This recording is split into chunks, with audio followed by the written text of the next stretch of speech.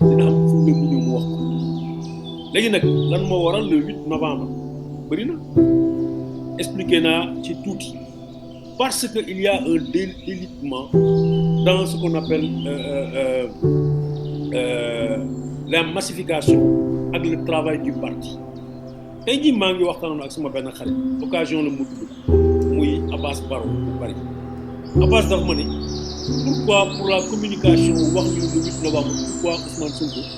moom mënuloon bàyyi le secrétaire à la communication wala les chargés de communication ba Pastef bi def ma ni ko parce que ka nga xam ne moo nekkoon le chargé de la communication de Pastef le secrétaire à la communication mooy El Malick Ndiaye tey c'est la deuxième personnalité de l'État kooku mënatul ak fonction ba nga xam ne fonction étatique mënatul a tourner muy woote naan leen kaay leen dañuy rencontre ak le 8 novembre ak ainsi de suite wala di expliquer la nga xam ne mooy di porter la communication de Pastef le problème est que dañu war a désigner keneen pour remplacer El Malick Ndiaye pendant qu'il est la deuxième personnalité de l'État mais ce n'est pas fait donc en dehors de Ousmane Sonko mi nga xam ne même s'il est le premier ministre a clairement conservé parce que c'est pas antagoniste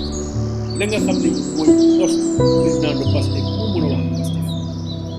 te wax dëgg yàlla nee nañu feccum liir bu neexee day jaar ci téye Ousmane Sonko cette révolution-là ce changement-là cette alternance-là Diomaye président s'il n'y avait pas Ousmane Sonko ça ne serait jamais réalisé parce que Ousmane daj na ci combat bi lu kenn dajul ci ñoom ñëpp que ça soit président Bassirou Diomaye Faye ba ci ki gën a ndaw ci suuf tax na nag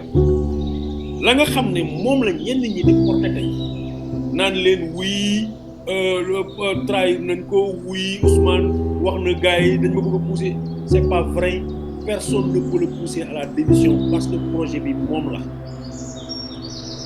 Ousmane mooy Diomaye mooy Sonko c'est ça la réalité sans Ousmane Sonko y aurait pas de Diomaye président ci li ma gëm te li Diomaye moom ci boppam gëm dafa mel ni pour que le Christ puisse réaliser son projet sunu borom subhanahu wa ta'ala daf ko précédé par Jean-Baptiste c'est la même chose léegi nag il faut que en un moment ñu mën a waxtaan waxante dëgg te yàlla rek tax parce que ñii nga xam ne lu ñuy wax les oiseaux de mauvais augure ñu nekk sur les plateaux di ngaw di wane ni di wa baax di wa bon ñooñu ils rendent un très mauvais service à ce pays liggéey lu ñu liggéey bu baax réew mi liggéey lu ñu liggéey bu baax pour askanu Sénégal dafa génn ci ay at fitna ngaayoo xëccu dafa doy sëkk ak barke Ousmane bu amee li nga xam ne daf ko naqati daf koy waxal boppam du yónni kenn du nekk ci plateau di ngaw di naan na nii la demee c'est faux c'est archi faux Ousmane bu amee li ko naqati attan il a la poigne suffisamment forte pour que mu mën a jàkkaarloog ñooñu ne leen lii ak lii ngeen may def il faut mu dakk beneen chose bi nga xam ne foofu laay jeexal parce que mas naa fi taxaw wax leen waxu coalition Diomaye président déglu naa léegi ka nga xam ne mooy le docteur Abdourahmane Diouf ministre de l'environnement ci la nga xam ne wax na xamale ni il faut savoir pardonner ainsi de suite oui c'est vrai il faut pardonner mais il faut pardonner après avoir situé les responsabilités xam kenn ku ne lan la def lan lañ koy jéggal lan la parce que y a eu beaucoup de manipulation dans ce pays dañu xëy inventé ay affaires jël si nit ñi waxuma Abdourahmane Diouf moo ko def dama ne nit ñi dañu inventé seeni affaires ragg ñi setal ñi monté seeni affaires wax ko ba dugal ko ci bopp nit ñi donc balaa ñu mën a taxaw di wax ay waxu jéggale ak waxu bàyyi il faut que ñu xam léegi nag beneen chose loolu je parle de crime de sang je parle de rey nit je parle de torture parce que contrairement ñii foog ni ñi leen di wax ni non ñii dañu bëgg a ragg kii wala sang kii wala bëgg a wax ni suñu booy suñu jeunes yi sunu doom yi nga xam ne rey nañ leen dañu bëgg ñu suul wallahi azim kenn koo xam ne ànd na ak sagom du benn doom yi Sénégal boo xam ne àndul nekkul complice ci ñu rey du taxaw mukk mu ne leen rey yi nañ ko bàyyi noonu torture yi ak de torture yi nañ ko bàyyi noonu déedéet nañu seet lépp nañu situer toutes les responsabilités ba pare ñu doog a xam nan la ñuy def ak li nga xam ne ñoo def parce que buñ ko defulee suba ñeneen dinañ ko def man loolu mooy sama gëm-gëm loolu moo taxoon ma doon xeex bu fekkee ne Abdourahmane Diouf fi muy waxee moo di ña nga xam ne ñoo sàcc alalu réew mi ñoo détourné ñoo def de caché ñoo jël ay milliards toog ci kaw ñooñu moo tax mu ni dañu war a baale dañu war a jéggale déedéet Abdourahmane Diouf dans ce cas monsieur le ministre da nga juum bëgguñu kenn koo xam ne détourné na ay milliards au Sénégal bëgguñu kenn koo xam ne bokk na li tax sunu mbedd yi tey pour la petite histoire maa ngi Casamance maa ngi Ziguinchor depuis quelques jours si ngoon si rek maa ngi jógee Cap Skirring diggante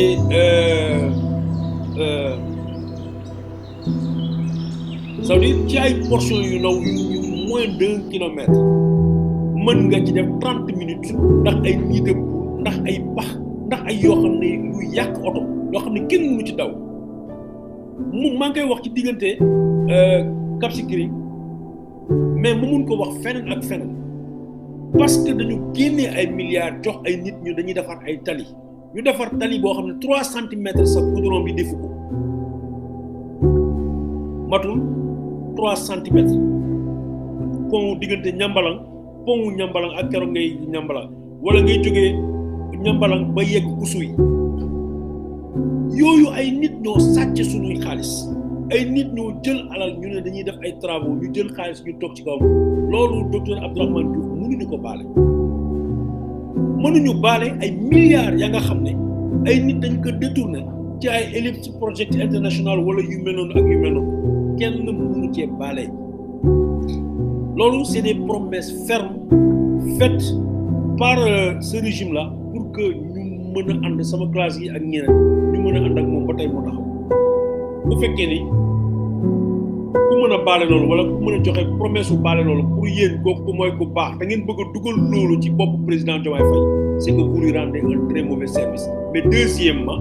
tous ceux qui pensent que il y a un bon et un gentil diw moo baax diw moo bon ci diwo bi c'est que yow division nga bëgg te bu boobaa la nga xam ne mooy waxi division boobu la ngeen ci bëgg du ngeen ko ci am parce que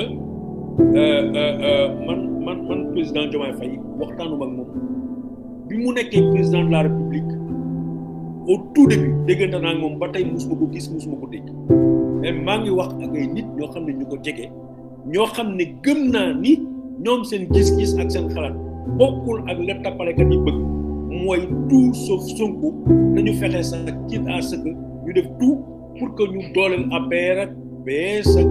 PDS ak ñëpp nañu woon Diomaye ni yow lañu bëgg yow yaay bu baax bi déedéet lii du yëfu parti politique c'est l'affaire d'un peuple c'est le peuple sénégalais moo doyal ci PDS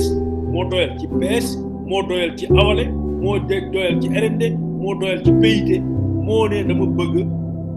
nit ki nga xam ne moom moo ñoo jaay jubal ak jubanti bu coalition yëpp parti yëpp àndoon tey ak keneen pour contre Ousmane Sonko du terrain la nga xam ne mooy projet bi tant que Ousmane Sonko déggewul ci projet boobu askanu Sénégal dina d'accord mais wala la preuve lan